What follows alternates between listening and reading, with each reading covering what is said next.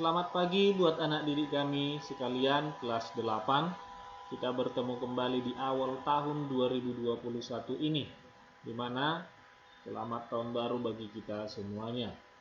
Semoga kamu dalam keadaan sehat. Kita bertemu di pelajaran matematika di hari ini dengan judul Teorema Pitagoras. Mengenal teorema Pitagoras. Yang pertama, menyatakan teorema Pitagoras dengan rumus. Teorema Pitagoras berlaku hanya pada segitiga siku-siku.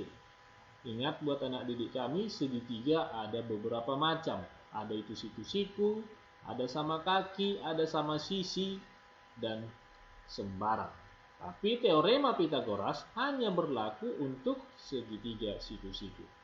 Dengan bunyi sisi miring dikuadratkan sama dengan sisi tegak dikuadratkan tambah sisi mendatar dikuadratkan. Ini dia. Bunyi dari Pitagoras ini ialah sisi miring dikuadratkan sama dengan sisi tegak dikuadratkan tambah sisi mendatar dikuadratkan. Kita perhatikan gambar. Kalau kita perhatikan gambar ini, segitiga A, B, dan C, di mana sisi miringnya adalah C, ingat C kecil ya nak ya, dan sisi tegaknya itu adalah B, B kecil ini, dan sisi mendatarnya itu adalah A, A kecil. Jadi jelas siku-siku di titik sudut C, siku-sikunya. Maka ini merupakan segitiga siku-siku, di mana sisi miringnya itu adalah C, sisi tegak B, sisi mendatar A.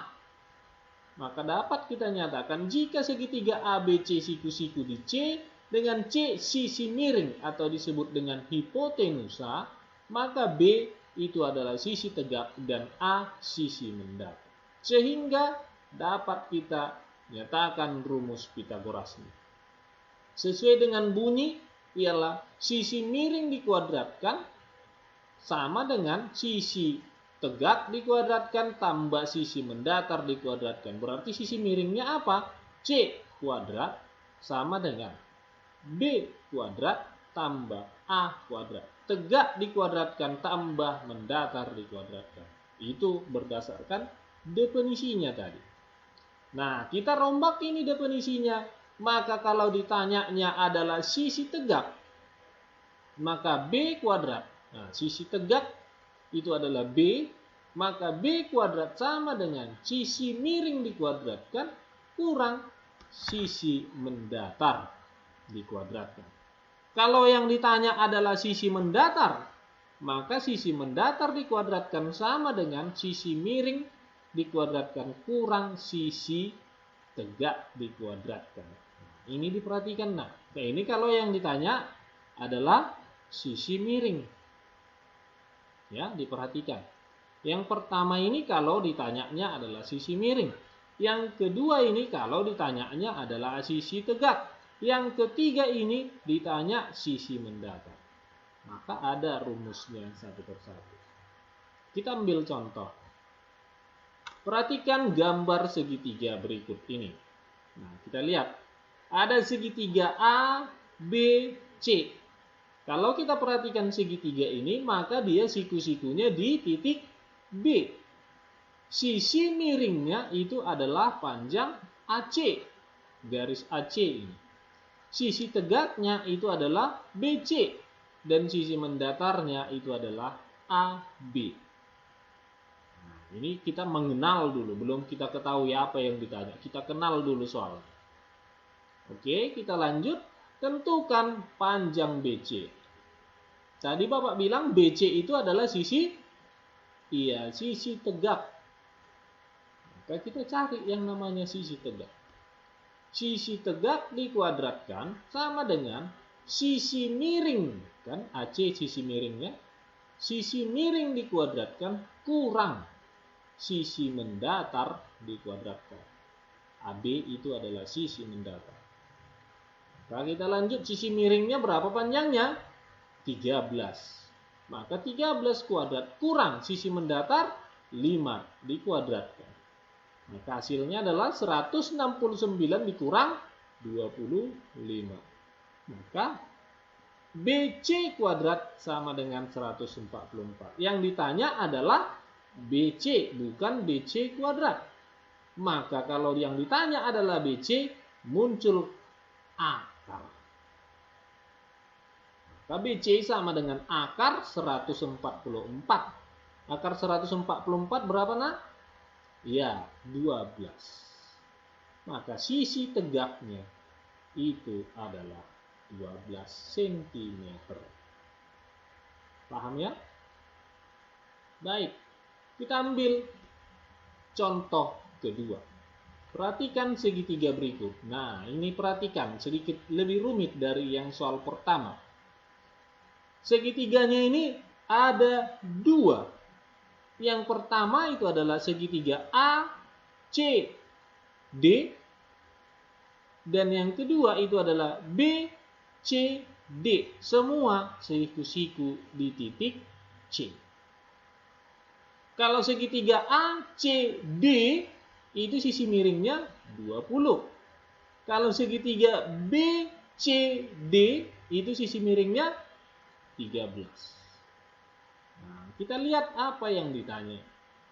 Tentukan panjang AC dan BC. Nah, kalau dibilang AC berarti itu adalah sisi mendatar.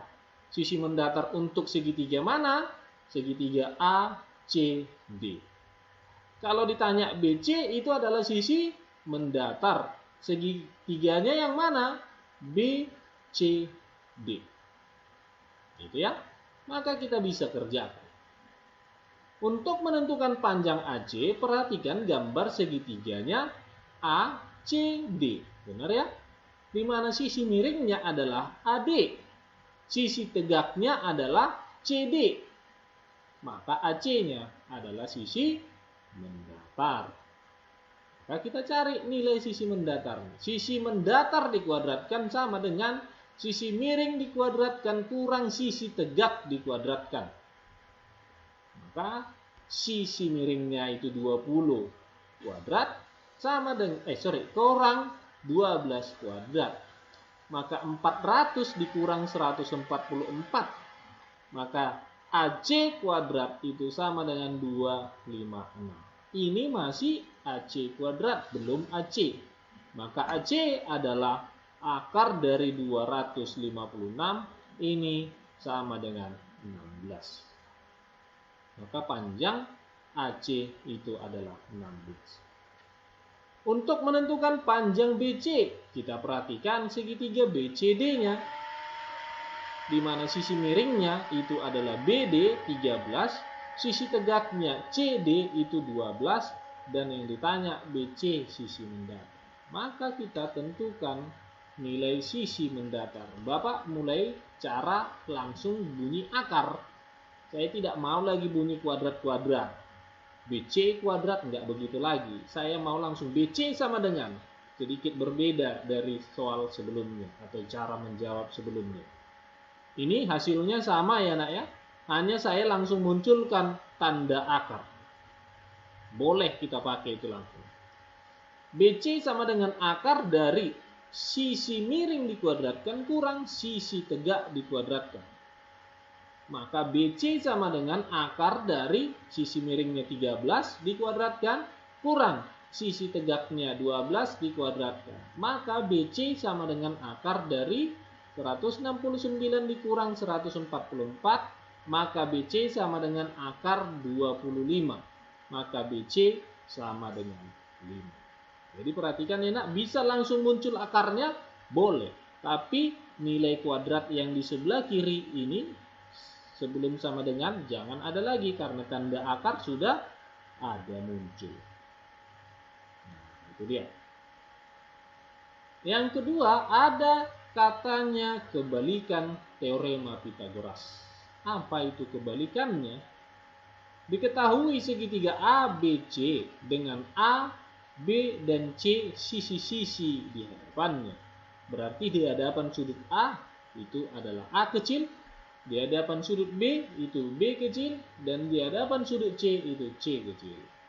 Maka berlaku teorema Pythagoras sebagai berikut. Jika A kuadrat sama dengan B kuadrat tambah C kuadrat, maka segitiga ABC siku-sikunya di A. Atau sisi miringnya itu adalah A kecil, hipotenusanya A kecil. Jika B kuadrat sama dengan A kuadrat tambah C kuadrat, maka segitiga ABC siku-sikunya di B. Jika C kuadrat sama dengan A kuadrat tambah B kuadrat, maka segitiga ABC siku-sikunya di C. Ini hanya mengenal. Kalau dia siku-sikunya di A, berarti mencari sisi miring adalah A kuadrat sama dengan sisi tegak dikuadratkan tambah sisi mendatar dikuadratkan. Itu definisi secara umum. Ini kalau dia dikasih tahu nama segitiganya, segitiga ABC. Tapi kalau dia yang namanya definisi umum Pythagoras, itu sisi miring dikuadratkan sama dengan sisi tegak dikuadratkan tambah sisi mendatar dikuadratkan. Nah, kita masuk menentukan jenis segitiga. Diketahui segitiga ABC mempunyai panjang sisi A, B, dan C. Dengan A merupakan sisi miringnya, maka berlaku ketentuan sebagai berikut. Maka A kuadrat sama dengan B kuadrat tambah C kuadrat, maka segitiganya adalah siku-siku. Di mana? Di A pastinya, karena sisi miringnya itu adalah A. Jika A kuadrat kurang dari, ini dibaca kurang dari B kuadrat tambah C kuadrat, maka segitiganya adalah lancip. Jika A kuadrat lebih dari B kuadrat tambah C kuadrat, maka segitiganya adalah tumpul.